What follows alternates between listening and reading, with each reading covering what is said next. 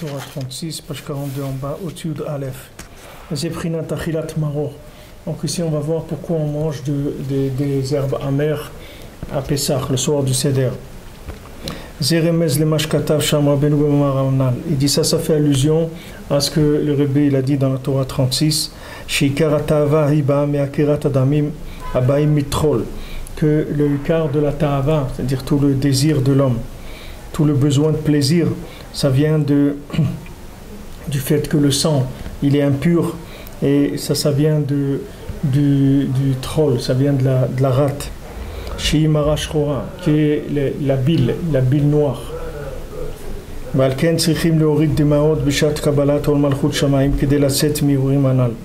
C'est pour ça qu'on a mis une obligation, on a dit si quelqu'un il a un problème avec cette ta'ava là, alors ça ne lui suffit pas de faire le schéma, mais aussi il doit verser des larmes. Mishiragil Baim Chazisharam, celui qui est habitué d'être dans ses pensées de ta'ava. Pourquoi? Parce que là-bas il explique que les larmes elles viennent de la bile, c'est quelqu'un qui fait fonctionner la bile, alors ça va lui donner des larmes. Alors quand quelqu'un il va pleurer au moment où il fait schéma, il va évacuer la bile, parce que toute cette ta'ava-là des femmes, ça vient de la tristesse qui est dans la bile.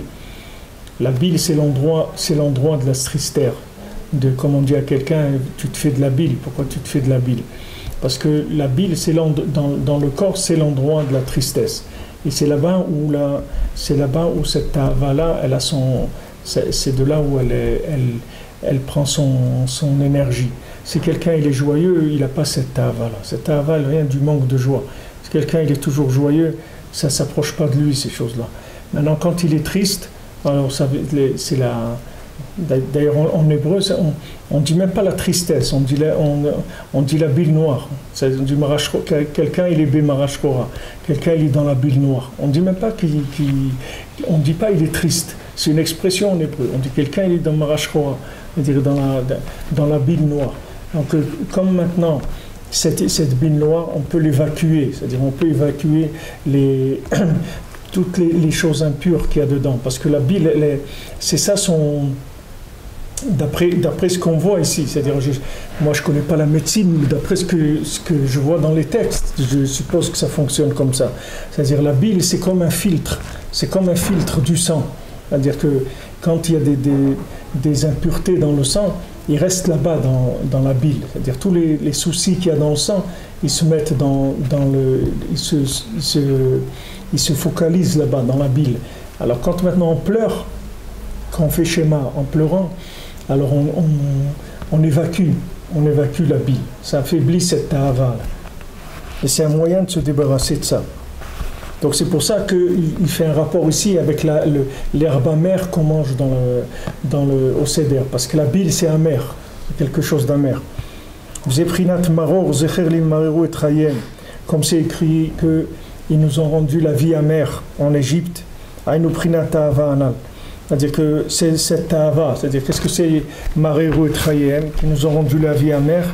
C'est avec ce désir-là, chez Uprinat Marashchora, qui s'appelle la bile noire. C'est pour ça que maintenant on mange de l'herbe amère le soir du Seder pour adoucir et repousser et casser l'amertume de cette ta'ava-là.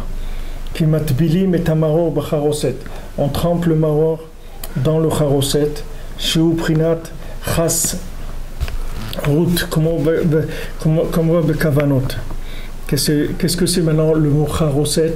Le mot charoset, le charoset, c'est l'espèce de pâte qu'on fait pour le seder, qui est faite avec des dattes, des amandes, du vin, tout ça. Ça fait une espèce de pâte bordeaux ou marron foncé. Alors ce charoset, ça sépare. Le mot charoset, c'est divisé en deux mots, qui est chas rout. Chas rout, ça veut dire qui a pitié de Ruth. Qu'est-ce que ça veut dire charoset? Pitié de Ruth, qui s'écrit dans les Kavanot, dans la Kabbalah. Et chas rout, c'est malchut de Gdusha Yirat Hashem. Qu'est-ce que c'est chas rout? Ça veut dire qu'Hashem, il a pitié du pouvoir de la Gdusha, qui s'appelle la femme qui craint Hashem. Comme on a dit que la femme qui craint Hashem, ça s'appelle le pouvoir de la Gdusha. C'est-à-dire celui qui a une femme qui craint Hashem, il peut être tranquille qu'il ne va pas se coucher dans sa tombe s'il n'a pas fait tchouva. Parce qu'une femme qui craint Hashem, elle va lui imposer le pouvoir d'Hachem dans la maison. C'est-à-dire sa vie, elle sera, s'il veut, bien sûr, s'il se révolte, c'est son problème. Mais si quelqu'un il accepte sa femme, qui est une femme qui craint Hachem, il faut savoir que ça c'est le pouvoir de la Gdusha. C'est exactement comme un tzaddik, ou c'est la même chose, c'est le même principe. C'est-à-dire c'est le pouvoir d'Hachem dans le monde. Parce qu'une femme, elle n'a pas en elle-même une inspiration des mondes supérieurs, elle ne fait que vivre dans l'application. Donc quand elle a la crainte d'Hachem, ça veut dire qu'elle va imposer dans la maison la crainte d'Hachem. D'abord les enfants, ils vont avoir la crainte d'Hachem. Et le mari aussi, il va avoir la crainte d'Hachem. S'il a une femme Yirat Hachem, alors il va avoir la crainte d'Hachem. Comment? On a vu que parce que quand il y a une femme, la femme elle craint Hachem, alors la servante, la mauvaise servante qui s'appelle Shifra Bisha, qui s'appelle Agar, elle se sauve. Comme elle a dit, on verra dans les parachiotes à venir, que Mipne Sarah Givirti Ani Borachat. Quand l'ange il a demandé à Agar, il lui a dit où tu te sauves? Elle a dit je me sauve de ma maîtresse de Sarah, je me sauve d'elle. Ça veut dire que celui qui a une femme qui craint Hachem, il n'a pas beaucoup d'efforts à faire. Parce qu'il n'y a personne qui va s'approcher de lui. C'est-à-dire les clipotes, elles ne s'approcheront pas de lui. Parce qu'elle fait un système de protection autour de lui avec sa neshama et il n'y a pas de clipotes qui peuvent s'approcher du mari. Si maintenant, bien sûr, ils sont béchalom et qu'ils s'honorent entre eux, ils s'aiment, etc. Alors chacun, il met toute son énergie pour aider l'autre. Autant que l'homme, il va aider sa femme à amener de l'inspiration, à amener de la Torah, etc. La femme, elle va l'aider dans le système de protection. Et comme les maisons des riches, les riches, ils ont des affaires et des gens qui trouvent l'argent, mais ils ont aussi des systèmes de sécurité pour pas que les voleurs y viennent. Ils ont des coffres forts, ils ont des trucs gardés, pour dissuader les voleurs. Alors une maison, c'est la même chose. La richesse, c'est le mari qui l'amène. Mais la protection de la richesse, c'est la femme qui amène, c'est la protection de la spiritualité. C'est elle qui assure la protection. Pour ça qu'un homme, il faut qu'il investisse dans sa femme pour la faire avancer dans la Torah, dans la Yirat Hashem. Parce que tout ce que lui, il la fera avancer à elle, il aura plus de protection. Lui, il ne peut pas se protéger lui-même. Parce que lui, il ne sait pas ce que ça veut dire la protection. Parce que l'homme, il ne sait pas reconnaître entre le bien et le mal. L'homme, il ne sait pas reconnaître le bien du mal. On voit bien, Adam Arishon, qu'est-ce qu'il a dit à Kadosh Baruch Hu? Mais c'est la femme, elle m'a donné à manger. Elle dit, pourquoi? Tout ce qu'elle te donne à manger, tu es obligé de le manger. C'est quoi cette réponse-là? Elle m'a donné à manger. Pourquoi? T'es rien, toi? T'as pas de choix? Non, il n'a pas le choix. Si elle lui donne à manger, il le mange, c'est fini, il ne peut rien faire. Ce qu'il peut faire, c'est l'éduquer pour qu'elle ne lui donne pas à manger ça. Ça oui. Mais si elle lui donne à manger, il n'a pas le... C'est écrit dans la halakha aussi. Il dit qu'un homme, il ne faut pas qu'il fasse peur dans sa maison à sa femme pour la cacheroute et tout, sinon elle va lui faire manger des trucs interdits. Pourquoi? Parce que quand elle a un problème, elle a tellement peur de lui dire qu'il y a un problème dans le poulet ou autre, elle va lui faire manger des trucs pas cachers, parce qu'elle peut pas, elle a peur de dire. Dans la halakha aussi, c'est écrit ça. Maintenant qui c'est Ruth. C'est la femme qui craint Hachem. Qu'est-ce qui est sorti de Ruth? Il est sorti David Amelech. Il est sorti le pouvoir de la Gdusha, le roi du Ham Israël, le roi de Melech HaMashiach, David Amelech. Mashiach ben David. Tout ça, ça vient de Ruth. Chez Prinat Malchut Dikdusha. Vezeu Chas begematria Traim. Et Chas, c'est la gematria de Chaim. Chas, c'est gematria 68. Vous voyez, il y a eu mai 68, mais c'est resté avec un mai. Il n'y a pas eu de réponse. Il n'y a pas eu de suite. Alors Chaim c'est 68, c'est Chas. Chas, ça veut dire qui a pitié d'eux, qui protège, qui fait attention. Ah, ça c'est la vie. Kamova prinat isha yirat Hashem shela alea neemar rei chaim ima isha asher ahavta. C'est-à-dire que sur la femme c'est dit rei chaim ima isha asher ahavta. Vois la vie, c'est-à-dire arrange-toi à voir la vie avec la femme que tu aimes. Zeprinat tikun abrit. Ça c'est la réparation de l'alliance. Quand quelqu'un maintenant il voit la vie avec la femme, c'est-à-dire qu'il s'arrange à ce qu'ils choisissent une femme qui est la crainte d'Hachem. C'est ça les choix. Les gens ils disent voilà, on m'a présenté une fille, une femme, quelqu'un, un truc, je ne sais pas qu'est-ce qu'il faut faire, qu'est-ce qu'il ne faut pas faire. Alors il faut chercher une femme qui craint Hachem. Parce qu'une femme qui craint Hachem, ça s'appelle Tikkun Abrit. C'est-à-dire dès qu'un homme il a une femme qui craint Hachem, il est Nichlal dans Tikkun Abrit, c'est-à-dire qu'il s'appelle qu'il est dans la réparation de l'alliance. Même si lui c'est un bonhomme qui a la tête à l'envers, retournée, c'est pas grave, parce qu'elle va le nettoyer, ça va prendre le temps que ça va prendre, mais elle finira par le débarrasser de toutes les clipotes qu'il avait. Comme je vous ai dit pour Sarah, si Sarah elle avait écouté, si Abraham il avait écouté Sarah, jamais il serait marié avec Agar, jamais il aurait eu Ishmaël. Parce que Ishmaël il était dans Abraham Avinu. Et uniquement avec Sarah, il aurait pu faire le birou, faire sortir de lui Ishmaël sans avoir besoin qu'il naisse de Agar. Ça aurait changé toute l'apparence du monde. Mais les Maasé, il n'a pas pu faire ça. Parce que quand il a prié que pour lui. Il n'a pas prié pour Sarah. C'est-à-dire, quand Sarah elle a dit « Je suis en colère contre toi », « Hamasi alecha, je suis en colère contre toi », parce que quand vous voyez le mot Hamas, il faut savoir que, parce que c'est un mot qui est à la mode un petit peu, alors le mot Hamas, comme vous voyez dans la Torah, dans Bereshit, il y a souvent Hamas. Maintenant le mot Hamas, ça veut dire en même temps colère, et ça veut dire en même temps vol. C'est la même chose. Hamas, ça veut dire Vatimale Haaretz Hamas. Rachid dit que les gens ils volaient. Mais le mot Hamas, il veut dire colère aussi.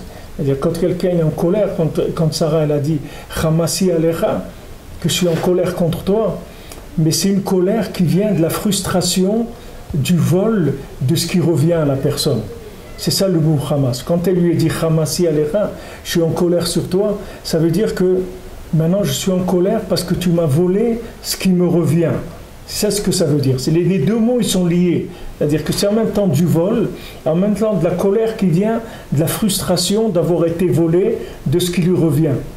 C'est comme quelqu'un, il est en colère, il dit « Vous m'avez volé ma jeunesse, vous m'avez volé ma vie, vous m'avez volé mon truc. » Des fois, des jeunes, ils ont voulu faire des études, et leurs parents ne les ont pas laissés. Ils disent « Vous m'avez volé mon avenir, j'aurais pu faire... » Ces nerfs-là, ils viennent du vol. C'est des nerfs qui viennent du vol de la personne. Alors, quand c'est écrit que la terre, elle s'est remplie de vol, c'est-à-dire qu'elle s'est remplie de colère. Pourquoi elle s'est remplie de colère? Parce que la terre s'est mise en colère que le monde, il est en train de la voler. Comment il la vole? Parce qu'il ne se comporte pas comme il faut. Comme les hommes, ils ne se comportaient pas comme il faut, ils ont volé la terre, le Maasé. C'est-à-dire toute la Bria, elle ne fonctionnait pas comme il faut. Parce que l'homme, il a volé le système. C'est comme quelqu'un qui est détourné des fonds. Vous en voyez tous les jours des ministres qui donnent leur démission, des trucs parce qu'ils ont détourné des fonds. Alors maintenant, ils ont détourné les fonds qui revenaient à un endroit. Ces fonds-là, ils devaient arriver à quelqu'un. Maintenant, ils ne sont jamais arrivés là-bas. Alors ça donne de la colère. Alors le mot Hamas, il a toujours les deux sens. En même temps voler et en même temps colère qui vient de la frustration du vol. Donc quand Sarah elle a dit à Abraham, Hamasi Alecha, je suis en colère contre toi. Pourquoi? Parce que maintenant tu m'as volé mon pouvoir. comment tu m'as volé mon pouvoir? C'est-à-dire, quand tu as prié pour avoir des enfants, tu n'as pas dit à Hachem qu'on ait des enfants. Tu as demandé à Hachem que tu aies des enfants. Tu as dit, donne-moi des enfants, pas donne-nous des enfants. Alors le fait que tu ne m'as pas inclus dans ta prière, tu as fait que je n'ai pas pu te débarrasser de cette clipa-là de par moi-même. Il a fallu que tu te maries avec Agar et que tu aies Ishmaël et que moi je le renvoie de la maison. Parce que toi-même, tu ne veux même pas le renvoyer de la maison. Toi-même, tu as demandé à Hachem, et alors le pauvre Ishmaël, qu'est-ce qu'on va faire, etc. Pourquoi elle ne lui a pas demandé ça dès le début? C'est-à-dire? Pourquoi elle a attendu toutes ces choses pour lui offrir à photo des jette Ishmaël? Pourquoi pas dès le début, elle n'a pas dit, écoute, viens, prie pour moi aussi? Non, elle ne peut pas. Non, c'est pas une âme d'intelligent. À la fin, elle a pu de dire parce qu'à la fin, il a fait ce qu'il a voulu. Maintenant, elle lui a montré comment ça marche. Mais au début, il ne peut rien faire. C'est comme le fils du roi, le fils du Rav, le maasé du fils du Rav dans Sipurim Maasiyot, dans les contes que Rabbeinu raconte, le fils du Rav. C'est quelqu'un qui cherche les Sipurim Maasiyot en français, parce que je vous ai dit plusieurs fois, et je vois que des gens n'arrivent pas à les trouver dans Internet. Il y a une application qu'on a faite qui s'appelle ibreslev.net. ibreslev.net. Là-bas, vous avez tous les comptes en français, vous pouvez les télécharger. Alors, le conte du fils du Rav, tu vois bien qu'il a su ce que c'était qu'une fois que le fils il est mort. Tout le temps avant, il a eu des épreuves. Les cieux de la charrette ils sont cassés, des trucs, ils ont eu plusieurs épreuves, sauf, il n'est pas arrivé. Quand il n'est pas arrivé, le fils il est mort à cause de ça, après il est arrivé chez Rabbeinu. Je vous ai dit, ce maasé, c'est un vrai maasé qu'il y a eu aussi, que ce père-là, ce père, le Rav, là, qui avait un fils, il est arrivé chez Rabbi Nachman après. Et Rabbi Nathan, il a vu comment il est sorti en pleurant et tout, qui lui a dit que son fils, les Maasé, s'il était venu chez Rabbi Nachman, Mashiach serait venu. Et lui, il n'a pas pu imaginer ça. Parce que, si tu veux, cette chose-là, elle marche. S'il y a la conscience du côté d'Avraham Avinu, mais si elle lui dit, ça ne sert à rien du tout. Si lui, il ne cherche pas la conscience, comme on a dit tout à l'heure, ça ne sert à rien. Si lui ne vient pas de lui-même et il ne se rend pas compte qu'il a besoin de Malchut de Gdusha, il ne sent pas qu'il a besoin de Isha Irat Hashem, si lui-même là où il est, il ne le sent pas, à quoi ça sert de lui dire? Ça ne sert à rien. Combien des gens leur disent de se marier et tout, ils n'entendent pas, ils n'écoutent pas. Pourquoi? Parce qu'ils ne savent pas ce que c'est, qu'il n'a pas de femme, ils ne savent pas ce que c'est. Il ne sait pas du tout ce que ça veut dire, il ne se rend pas compte, il ne sent pas le manque que c'est. Après, maintenant, quand il y a eu tout ça, alors elle lui a dit, je suis en colère pour toi, parce que tu as fait des choses, c'est pas comme ça qu'il fallait les faire. Je suis en colère pour toi, que tu ne m'as pas inclus dans ta prière, sinon on n'aurait pas eu besoin de toute cette histoire-là. Cette histoire, elle est venue de ça. C'est pour ça que les Maasé, ce n'est pas le même problème que Esav. Esav, c'est mamash la klipa de Yaakov. Esav, c'est la klipa de Yaakov. Esav, il est sorti avant Yaakov. Il était tout rouge. Esav, c'est l'emballage de Yaakov. Mais Ishmaël, ce n'est pas l'emballage de Yitzhak. Ishmaël et Yitzhak, ils n'ont pas ils ont un rapport dans la spiritualité parce que Yitzhak, c'est la rigueur. Ishmaël, c'est la miséricorde exagérée. Mais ce n'est pas le lévouche comme Esav. Esav, c'est mamash l'écorce de Yaakov. C'est pas la même chose. C'est pour ça que l'ennemi numéro 1 du Ham Israël, c'est Esav, c'est pas Ishmaël. Ishmaël, c'est pas écrit que Ishmaël il est sonné au tonneau et il veut nous détruire et tout. C'est pas Ishmaël. Maintenant, c'est Ishmaël quand il est rendu fou par Esav. Alors là, il peut y avoir des problèmes. Mais c'est pas de David.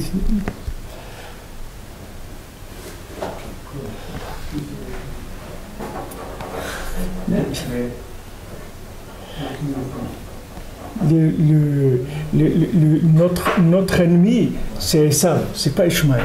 C'est l'Occident notre problème. C'est pas Ishmaël. Ishmaël, il nous a jamais convertis. Vous pouvez trouver peut-être dans toute l'histoire du Ham Israël, peut-être 50 personnes ou 100 qui ont converti à l'islam. Mais Esav, il nous a pris 80% de notre peuple, il nous l'a pris. C'est l'hermie numéro un, parce que c'est la clipa de Yaakov. C'est le match la clipa. C'est-à-dire c'est l'écorce de Yaakov. C'est des choses complètement différentes. Pourquoi la Torah te dirait Chaim imaisha Asher ahavta? La Torah te dit vois la vie, regarde la vie avec la femme que tu aimes. Qu'est-ce que c'est regarde la vie? Chaim, on a dit c'est gematria chas, c'est-à-dire que aie pitié de ta vie, c'est-à-dire aie pitié de ta vie. C'est pour ça prends une femme qui craint Hachem. Donc ça c'est la réparation de l'alliance qui malchut dikdusha prinat isha irat Hashem ou prinat tikkun abrit. Donc tu vois, il te dit malchut dikdusha isha irat Hashem, c'est tikkun abrit. Quelqu'un peut arriver dans l'olam haba, même s'il est dans l'état où il est, mais il s'est marié avec une femme qui craint Hashem. Il l'a honoré, il l'a respecté, il l'a supporté, il a fait tout ce qu'il pouvait. Il est resté avec elle toute sa vie. Il s'appelle qu'il a été dans Tikkun Abrit. Même si lui, c'est un bonhomme qui est complètement perverti à l'intérieur de lui-même. Mais le fait que maintenant, il est sous la tutelle de la Malchut de Gdusha, ça même, ça s'appelle qu'il est Tikkun Abrit. Tikkun Abrit, ça veut dire que je suis branché sur le pouvoir divin. C'est ce que ça veut dire Tikkun Abrit. Tikkun Abrit, ça veut dire que je suis lié au pouvoir d'Hachem. C'est ce qui s'appelle réparation de l'alliance. Si c'est une alliance, ça veut dire qu'on a créé un lien, et un lien de confiance et un engagement avec Hachem. Cet engagement, il se traduit par le mariage pour un homme, par le mariage avec une femme qui craint Hachem. Une femme qui a la crainte d'Hachem, qui veut faire la Torah, les mitzvot, alors ça s'appelle Tikkun Abrit. Tikkun Abrit. Pour ça, vous verrez chez les religieux et tous les gens ils ne restent pas sans se marier. Même si des gens, Hachem Ishmor, ils ont perdu leur femme à l'âge de 60 ans, 70 ans, ils se remarient. Ils ne restent pas seuls. Pour ça, c'est pas parce qu'il a besoin d'une femme dans ce monde. Il a besoin de cette chose-là, de cette spiritualité-là. C'est une protection pour lui. Il en a besoin, il ne reste pas sans femme. C'est-à-dire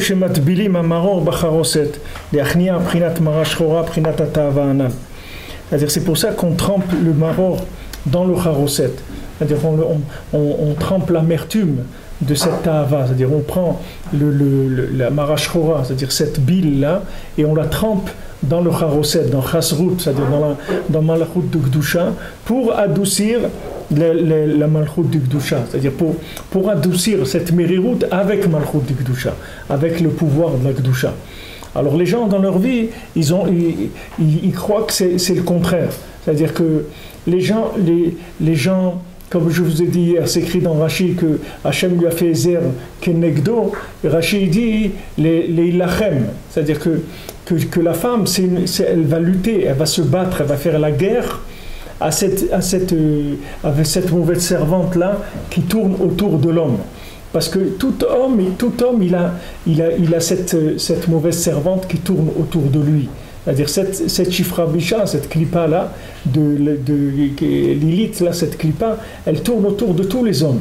Seulement, quand un homme il est marié, elle ne peut pas s'approcher de lui. Avec une femme cachère, elle ne peut pas s'approcher de lui. Maintenant, s'il n'est pas marié, il faut savoir que ça n'existe pas des hommes pas mariés. Pourquoi la Torah dit Lotov, Adam Liot Levado, un homme qui est seul, il est Lotov. Pourquoi il dit Lotov? Pourquoi un homme seul, il est obligé qu'il est Lotov? Parce qu'un homme seul, ça n'existe pas. Un homme, il est marié avec une femme qui craint Hachem, ou il est marié avec cette clipa-là qui s'appelle Lilith. Même s'il n'est pas marié à la mairie avec elle, ni au rabbinat, ni nulle part. Mais c'est cette femme-là qui est avec lui. Même s'il ne le sait pas.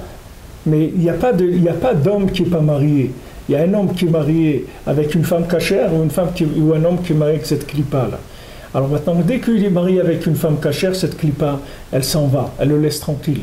C'est pour ça que la Torah te dit Lotov, un homme seul, il n'est pas bon. Pourquoi il n'est pas bon? Il y a des gens tout seuls, ils sont très bien, qu'est-ce qu'ils n'ont pas? Et non, ça n'existe pas. Parce qu'un homme seul, ça n'existe pas. C'est-à-dire que, comme on dit, les gens ils disent il vaut mieux être seul que mal accompagné. Mais ça n'existe pas seul. L'homme, il est toujours mal accompagné. Si ou bien accompagné ou mal accompagné, mais seul, ça n'existe pas. Même s'il ne fréquente pas, même s'il ne parle pas avec des femmes, même s'il n'a pas... Mais spirituellement, dès que parce qu'un homme, c'est de la lumière. Et pourquoi c'est comme ça? C'est pas parce que les hommes, ils ne sont pas bien. Parce qu'un homme, c'est la lumière du monde des mondes supérieurs. Maintenant, tous les rats qu'il y a sur Terre, tout le rat et les rats qu'il y a sur Terre. Alors, une fois, je crois que c'est quelqu'un qui m'a dit, le rat frankfurter, il avait été voir quelqu'un qui faisait à Paris de la dératisation. Alors, il lui a dit, on travaille dans le même domaine. Il lui dit, tous les deux, on lutte contre le rat. Alors, le rat qu'il y a dans ce monde, c'est-à-dire tous les rampants, toutes les choses qui sont basses, pourquoi elles sont basses? Parce qu'elles n'ont pas de lumière. Pourquoi vous prenez quelqu'un dans des quartiers du Mexique et des gens qui tuent pour de la drogue et tout? Pourquoi ils sont comme ça? Parce qu'ils sont pauvres, parce qu'ils n'ont pas de... Prenez cette personne-là, reformatez-la dans une ville, vous lui donnez une éducation normale, etc. Vous verrez que lui-même, il n'est pas bien. Lui-même, il peut être très bien aussi. Mais pourquoi il n'est pas bien? Parce qu'il n'a pas de lumière, c'est tout. Il n'a pas assez de lumière pour monter plus haut. Maintenant, il y a des espèces, comme on a vu dans la Torah. Je vous ai dit tout à l'heure, il y a 4 espèces. Vous voyez les espèces des animaux qui sont cachers, les animaux qui ne sont pas cachers, les oiseaux et les rampants. Maintenant, ces 4 niveaux, c'est le niveau d'alimentation en lumière divine. C'est-à-dire, plus vous prenez un niveau élevé, plus la présence de la lumière divine, elle est grande. C'est pour ça que nous, on a le droit de manger certaines espèces, d'autres on n'a pas le droit. Parce que ces espèces-là, par exemple, pourquoi nous on ne mange pas des shratzim? On n'a pas le droit de manger des crevettes, on n'a pas le droit de manger des lézards, des choses comme ça. Pourquoi c'est assourd? Parce que c'est des endroits c'est des créatures qui sont tellement obscures que si vous mangez ça, non seulement ça ne vous apporte pas de l'énergie, mais ça va vous prendre votre énergie. Parce qu'eux, ils sont à la recherche de lumière. C'est les rampants. Pourquoi ils rampent? Parce qu'ils viennent tous du serpent. Hachem, il lui a coupé les jambes. Le serpent, il avait des jambes. Le serpent, il était très beau. Et quand il a fait ce qu'il a fait, Hachem, il a rendu un rampant. Il a dit, tu vas ramper par terre. Tu vas être, celui qui rampe par terre, il lui a dit, ton mangerez, ça sera de la poussière. Pourquoi il mange de la terre? Il n'y a pas de goût, il n'y a rien. Il mange de la terre. Maintenant, tous ces rampants-là, c'est la même chose. Ils sont tous alimentés par des choses qui n'ont pas de goût. Le goût, c'est quoi? C'est la vie. Plus quelque chose a un bon goût, plus ça veut dire qu'il y a de la vie dedans. Alors, plus vous montez, et plus vous allez trouver de la présence divine dans les espèces. Maintenant, quand un homme il est une proie facile. Un homme, il est une proie facile dans le monde.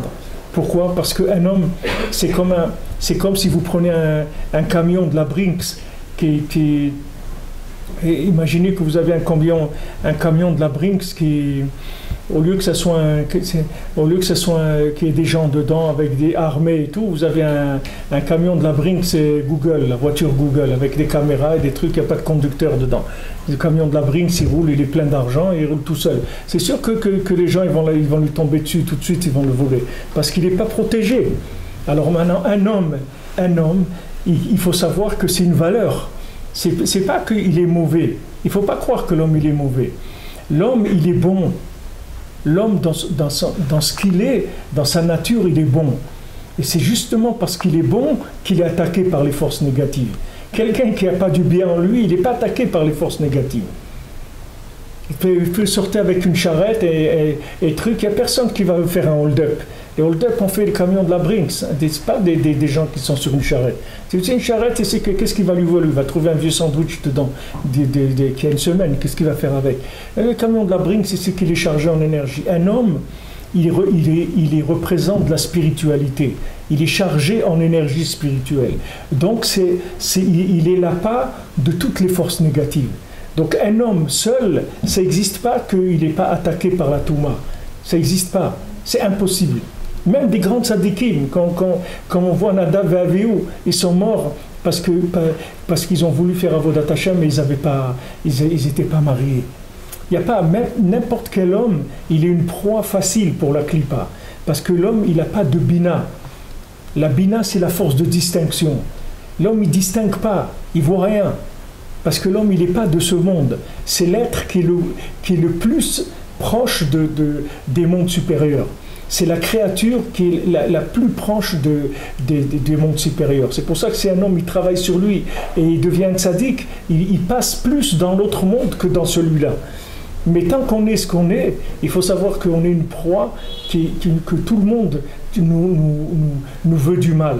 Il faut le savoir, parce que justement on est chargé. Et le Ham Israël, c'est la même chose. Le Ham Israël, par rapport à toutes les nations, c'est la même chose. Le Ham Israël, il représente la richesse du monde. C'est-à-dire que tout le monde veut prendre le Ham Israël. Tout le monde veut se faire copain avec le Ham Israël, veut exploiter le Ham Israël. C'est les Américains, ou c'est les Russes, ou c'est ceux-là, ou c'est l'Europe, n'importe qui, il essaye. Pourquoi? Parce que le Ham Israël, c'est lui qui est médiateur entre les mondes supérieurs et les mondes inférieurs. Dans le monde aussi, c'est la même chose. Le masculin du Ham Israël, le mâle, d'ailleurs, en français, vous dites comment un mâle, vous dites un homme, c'est comment vous dites un mâle. Alors c'est le mâle, c'est la même chose. Le mâle, c'est l'homme. C'est-à-dire c'est le mal même incarné. Mais ce n'est pas parce qu'il est mal, c'est parce qu'il est très bien.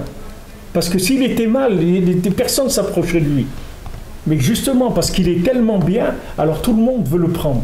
Alors il a intérêt à trouver une femme qui est cachère, une femme qui craint Hachem, de manière à vivre avec une protection, à vivre de vivre protégé, avec une armure autour de lui, de manière à ce qu'il puisse circuler dans ce monde et être protégé. Parce que l'homme, il n'a pas de bina.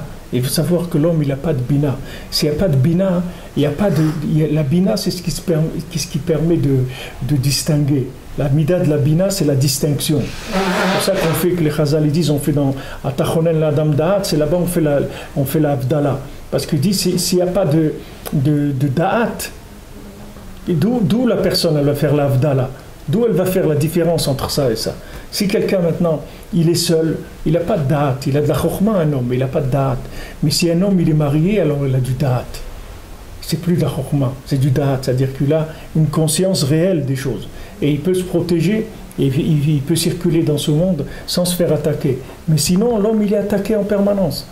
Et le Ham Israël, il est attaqué en permanence. La Gemara, elle dit que le Yitzhara, il laisse toutes les nations, il attaque le Ham Israël. Dans le Ham Israël, il laisse tout le Ham Israël, il attaque les tzadikim. Parce que c'est là où il y a de la présence divine. Qu'est-ce qu'elles veulent, les forces négatives? Elles veulent se nourrir, elles veulent prendre l'énergie divine et faire ce qu'elles veulent avec dans ce monde. C'est ça les forces négatives. C'est des détournements de fond. Quand vous prenez, voilà, vous voyez des gens qui sont au pouvoir, et vous voyez, putain, celui-là, il est détourné, il a pris 100 millions d'euros, il les a détournés. Mais c'est pas à toi cet argent-là. Pourquoi tu prends cet argent-là? Parce que tu avais une place dans le gouvernement, tu as détourné des fonds. Maintenant c'est pareil, la Klippa, qu'est-ce qu'elle fait? Elle voit des gens qui sont des potentiels d'énergie divine. Chaque juif, c'est le potentiel c'est de l'énergie divine. Donc elle va, tac, elle essaye de l'attraper. Et elles vivent de ça. C'est de ça qu'ils vivent. Quand vous voyez des nations qui attaquent le Ham Israël, ça vient de cette frustration que je vous ai dit tout à l'heure. C'est pour ça qu'il s'appelle le Hamas aussi. Parce que c'est la même chose que Sarah, c'est le même principe. C'est-à-dire c'est l'expression du monde qui disent les Juifs, vous nous frustrez, vous ne nous donnez pas ce qui nous revient. C'est-à-dire que si vous vous comportez comme il faut, alors nous aussi on va recevoir un peu.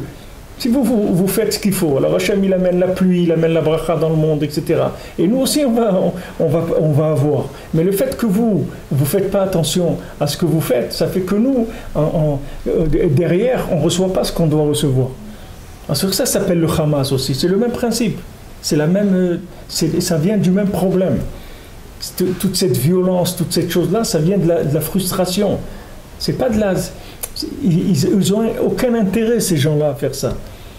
Si ce n'était pas des forces spirituelles qui les obligeaient à faire ça, quel intérêt quelqu'un il a passé sa vie à essayer de faire du mal aux autres? C'est ça la vie, essayer de faire du mal aux autres. En quoi quelqu'un il peut définir ça comme un mode de vie? Il n'y a aucune philosophie dans le monde qui a réussi à convaincre que ce soit en disant voilà, on va vous proposer quelque chose, c'est de faire du mal aux gens. C'est pas quelque chose auquel l'homme il adhère, parce que l'homme il est bon dans ce qu'il est. Mais quand l'homme il est frustré, alors il peut devenir un diable quand il est frustré, parce que tu lui enlèves sa vitalité. Tu lui enlèves sa vitalité. Maintenant, quand tu lui enlèves sa vitalité, il est mort, déjà. Tu le vois, il va, il travaille à la banque, au truc, mais il est mort. Il n'a pas de vie, Bichlal.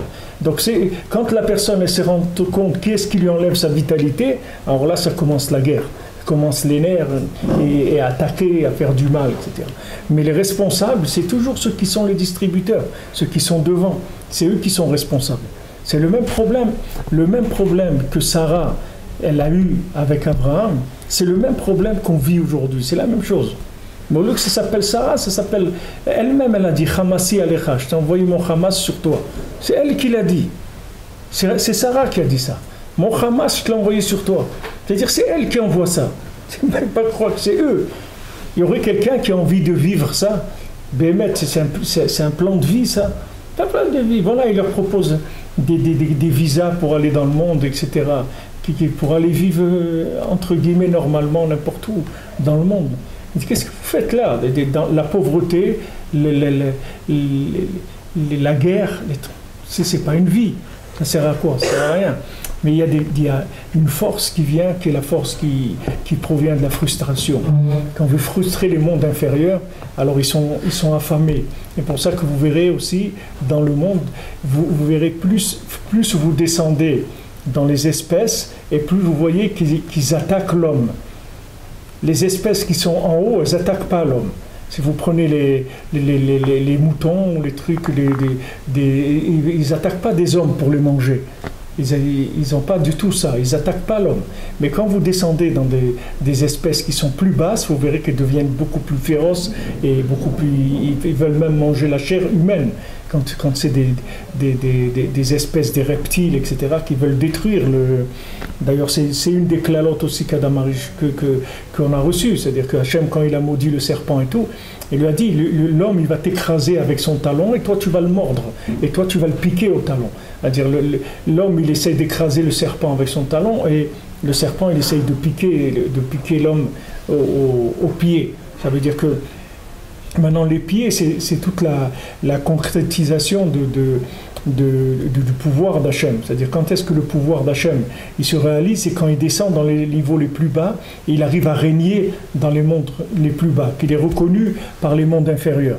Donc, quand vous avez maintenant le serpent, que maintenant il a fait tomber l'homme, les massés, qu'est-ce qu'il a fait? Un croche-pied à l'homme, à toute l'humanité, il a détruit l'humanité. Donc Hachem lui a dit, tu vas avoir...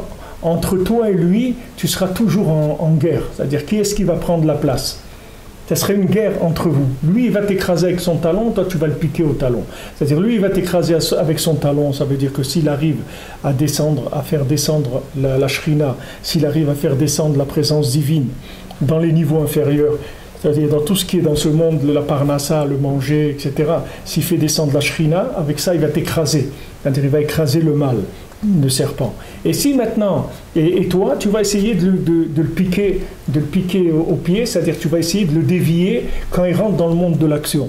Quand il va rentrer dans le monde de la parnassa, tu vas essayer de le dévier pour qu'il ait Tavat Mamon. Quand il va se nourrir, tu vas essayer de le dévier pour qu'il ait Tavat Achila. Quand il va devoir avoir des enfants, tu vas essayer de le dévier pour qu'il ait du plaisir, etc. Tu vas essayer de dévier. C'est ça que le serpent il nous mord au talon. C'est-à-dire qu'il mord les zones inférieures, là où on doit agir. Là, on est obligé d'agir et que là, on doit faire régner Hachem parce que c'est ça, Mamash, qui va prouver l'existence d'Hachem au monde. C'est là où il va nous attaquer.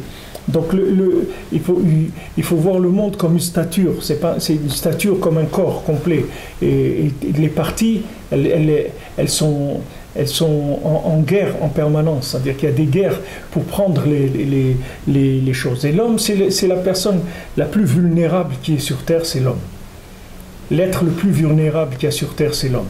La femme, elle n'est pas du tout vulnérable. La femme, c'est une protection en elle-même. C'est-à-dire, elle n'est pas vulnérable du tout. Bon, il y a des femmes aussi qui se laissent aller, qui vont dans n'importe quoi, mais une femme cachère, elle n'est pas vulnérable du tout. C'est-à-dire, c'est elle-même, c'est une protection, c'est un service de protection en elle-même. Donc, celui qui a une femme cachère, il peut être content. Et celui qui n'est pas marié, il faut qu'il se marie, c'est tout. Il ne faut pas rester seul. Il ne faut pas réfléchir. Il ne faut pas réfléchir. C'est la Torah qui veut ça. Et la Torah, quand elle dit quelque chose, tu peux lui faire confiance que la Torah, elle veut que ton bien. La Torah, elle veut rien du tout. Elle n'a aucun intérêt. Elle touche pas des intérêts, des pensions, ni des pensions alimentaires, ni des rien. Il n'y a aucune femme qui paye la Torah pour être mariée. La Torah, elle te demande de faire ça parce que c'est comme ça que le monde, il est bien.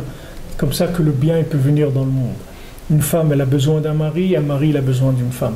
C'est comme ça que le monde fonctionne. De la même manière que ici, dans ce monde-là, Hachem, il a besoin de nous pour le révéler. Même qu'Hachem, il a besoin de rien, de façon intrinsèque, Hachem, il a besoin de rien. Mais du fait que maintenant le monde existe et que l'âme Israël, il existe, Hachem, il a besoin d'être reconnu par les mondes inférieurs pour que sa royauté, elle soit parfaite. Et si dans les mondes inférieurs, on ne le reconnaît pas, alors il reste pour l'instant dans un nom qui n'est pas un nom Shalem. Il arrivera un jour où son nom, il sera un avec lui-même. C'est-à-dire qu'on le reconnaîtra mamash dans ce monde. Et qui est-ce qui peut faire ça? C'est que l'homme qui peut faire ça. Et dans le monde, qui est-ce qui peut faire ça? C'est que le tzaddik, et après que l'homme Israël, et après toutes les nations. C'est-à-dire il y a une chaîne, c'est-à-dire comment les choses elles se font. Le tzaddik, c'est celui qui reconnaît le premier Hachem, et après il transmet au Ham Israël, et le Ham Israël il transmet aux nations. Et après toute la création entière, elle reçoit la connaissance d'Hachem. Elle est abreuvée de ça. Toute la terre, elle reçoit ça.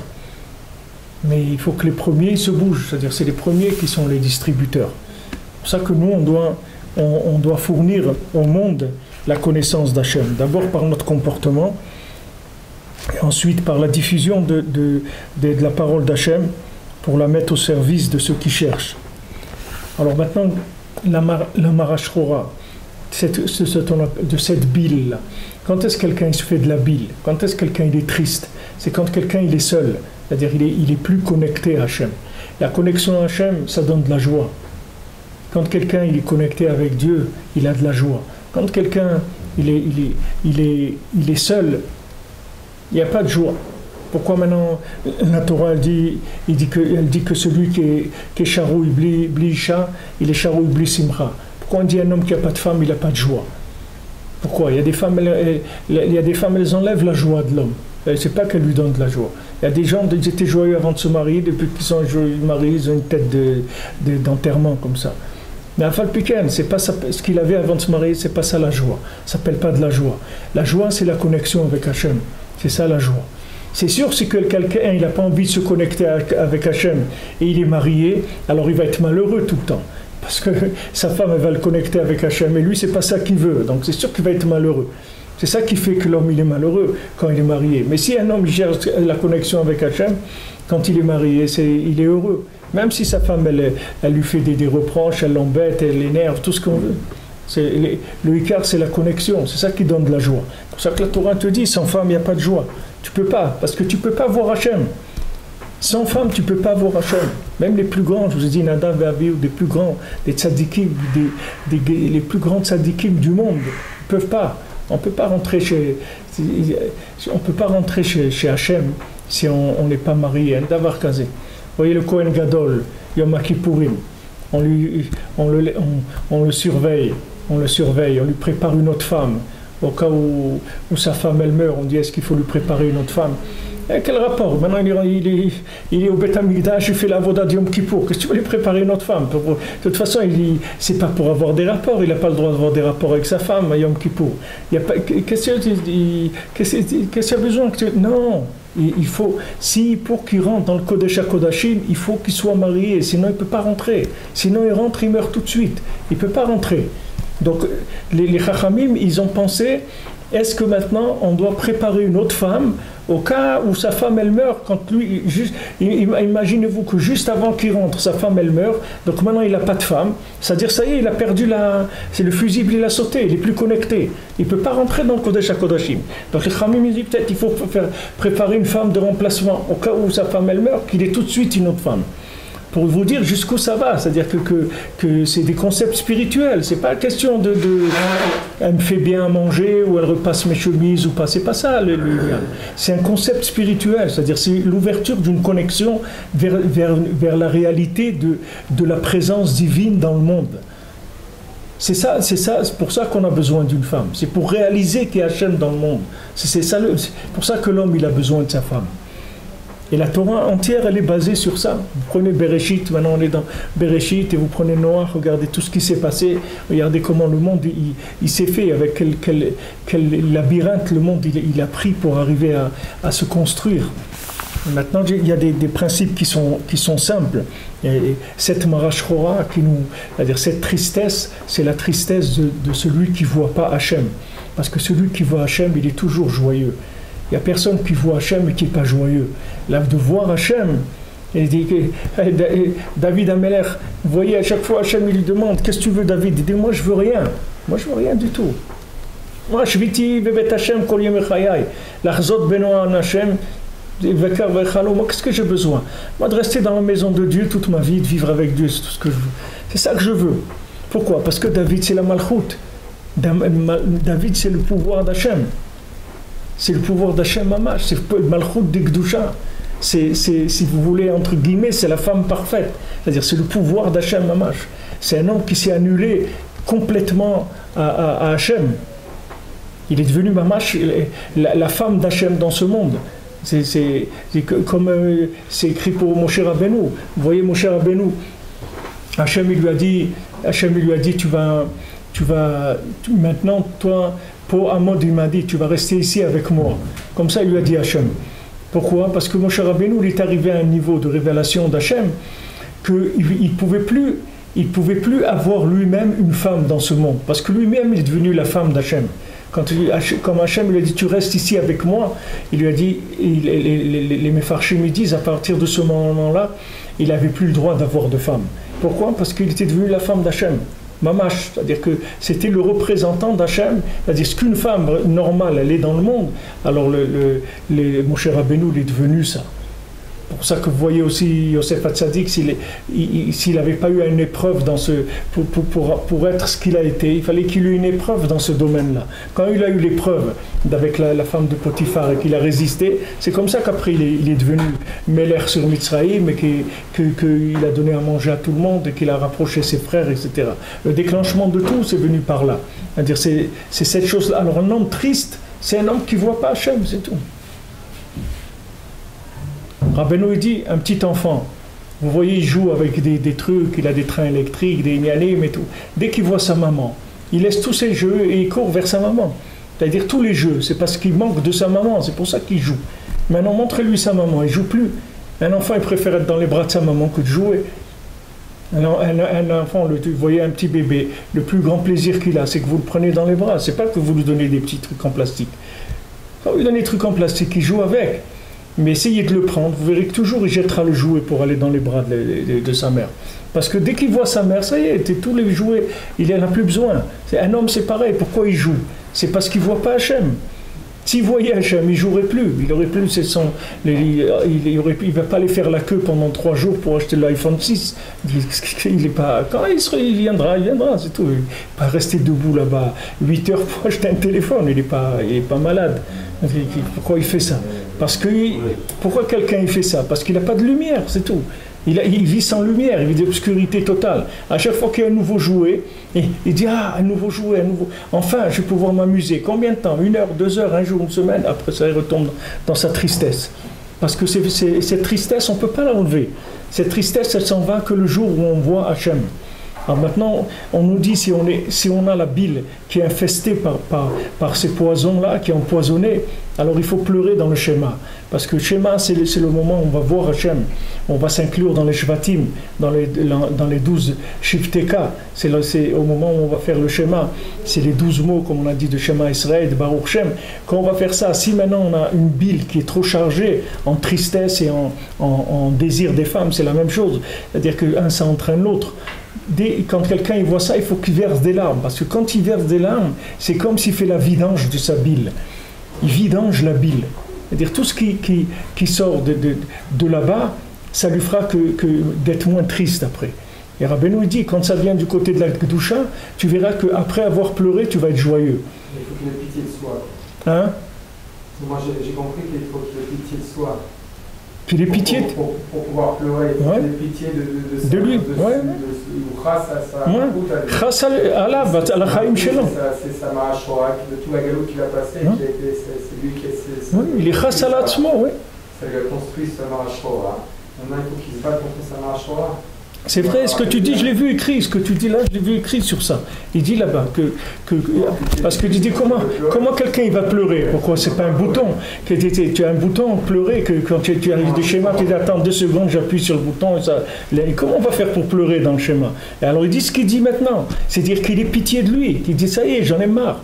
Jusqu'à quand? Jusqu'à quand je vais rester comme ça? Il voit où il a grandi, où il est passé. Il peut avoir que pitié de lui. La pitié de lui, il se met à pleurer. Où il a été construit, parce que quand ils sont sortis d'Égypte, ils étaient dans les Tavot du Nil. Ouais. Donc, juste de penser où la personne elle a grandi, qu'est-ce qu'elle a passé dans sa vie, comment c'est un chama, elle était Torah, où il est arrivé au Shabbat. Juste de penser à ça, il a tellement pitié de lui-même qu'il peut pleurer. C'est vrai, c'est ça qui fait sortir des larmes. Quand la personne elle voit Bémet d'où elle vient, dans quel état elle est, etc., alors qu'elle a tout devant elle, Bémet, c'est quand quelqu'un il est là, il est en Eretz Israël, il a la Torah, il a tout, il voit qu'il est encore il est entouré avec des crocodiles et des serpents et des trucs qui sont tout le temps autour de lui, c'est fatigant, à la fin il en a marre, il se met à pleurer. Maintenant, chaque larme qui sort, c'est de la vidange de la bile. C'est déjà les nifla que Hachem il a donné un moyen de vidanger la bile. Donc, sinon il reste avec sa bile noire et après il cherche des tavotes, c'est tout, il cherche à consommer tout ce qu'il peut dans ce monde. C'est pour découper les oignons. Hein? Couper des oignons. Ouais, mais c'est pas les mêmes larmes, tu sais, dans le deuil, c'est pas tout. J'avais une question pour Yom Kippour. Ouais. Parce que des fois, Yom Kippour, il y a les larmes, avec la prière, on a beaucoup on est conditionné pour verser une petite larme à Yom Kippour. Et là, c'était Shabbat. Alors, est-ce qu'on avait le droit de pleurer à Yom Kippour ou pas? Bien sûr, même Shabbat, tu as le droit de pleurer. Shabbat? Ouais. Même Shabbat. Moi, des fois, je lis un récit, un sipour, j'ai un petit... non, comme ça, je dis, oh, j'arrête tout de suite. Non, de chercher... Une larme le Shabbat. Non, de chercher à pleurer Shabbat, tu n'as pas le droit. Mais si maintenant, tu es, comme on dit, tu en as tellement sur toi, c'est que tu as besoin de dégager un peu, alors c'est une mitzvah. La prière à Yom Kippour, elle inspire, bien sûr, elle inspire. Il y a des belles paroles. Ça inspire pour pleurer. Ça inspire, ça amène la personne. Bien sûr, on a le droit, c'est sûr. On a le droit, c'est même une mitzvah. Parce que Shabbat, tu as le droit de jeûner, Shabbat, tu as le droit de jeûner. Si maintenant quelqu'un il a fait un chalom, il a le droit de jeûner. Tanit chalom, Shabbat, c'est moutar. Et si quelqu'un, son plaisir, c'est de jeûner, il a le droit de jeûner Shabbat. Si ça lui fait plaisir, c'est ça qu'il aime. C'est quand son corps, il ne met pas de manger dedans. C'est ça son plaisir. Parce que Shabbat, le plaisir, il est relatif, il n'est pas absolu. On ne t'oblige pas. On te dit, mange ce que tu aimes, c'est tout. Karata la Shabbat oneg. C'est ton oneg. Maintenant, quelqu'un qui est plein de trucs, il a besoin de verser quelques larmes Shabbat, il n'y a pas de problème.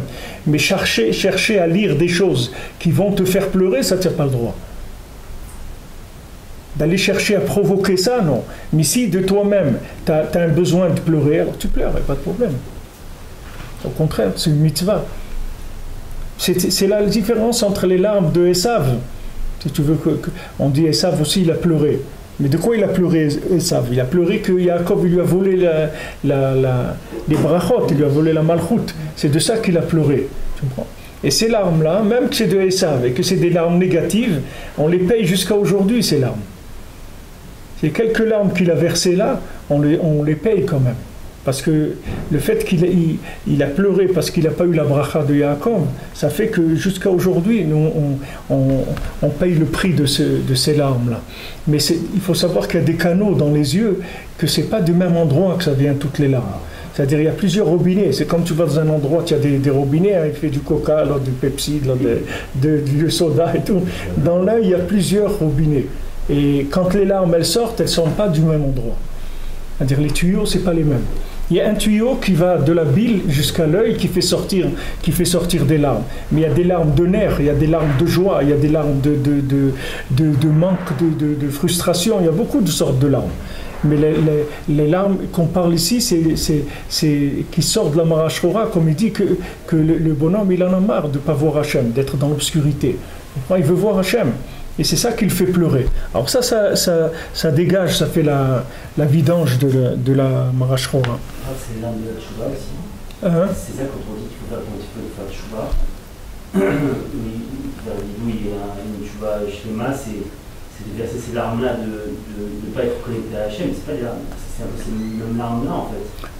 Non, pourquoi les larmes de, si tu veux, les larmes de la Marashora, c'est des larmes qui sortent, qu'on dit de sortir au moment de Shema.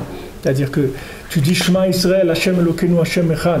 Mais alors on dit on doit être mekaven, qu'Hachem il est là, il est dans toutes les directions, il est à côté de nous et tout. Mais jusqu'à quand quelqu'un il va être mekaven ça, il le vit pas, tu comprends? La personne, au fond d'elle, elle est meurtrie de ça. Elle dit jusqu'à quand je vais rester comme ça? Ok, je fais schéma, mais regarde comment je vis. Je ne suis pas conscient. Que si Hachem, j'étais conscient d'Hachem, je ne ferais pas de la shonara, je ne ferais pas ça, etc. Donc ça veut dire qu'il me manque ce contact-là avec Hachem. Alors c'est ça qui doit déclencher les larmes. Ce n'est pas d'un manque de quelque chose de matériel ou autre. C'est un manque qui doit venir... si tu veux, la tchouva, c'est général, mais le principe, si tu veux, de manque de lumière d'Hachem. Tellement d'être dans l'obscurité, avec en même temps tout qui est là, tout est là. On a tout qui est là, il ne manque rien du tout. Hachem il nous a tout donné, des livres traduits, des trucs, tout est là. Et la personne n'a pas envie.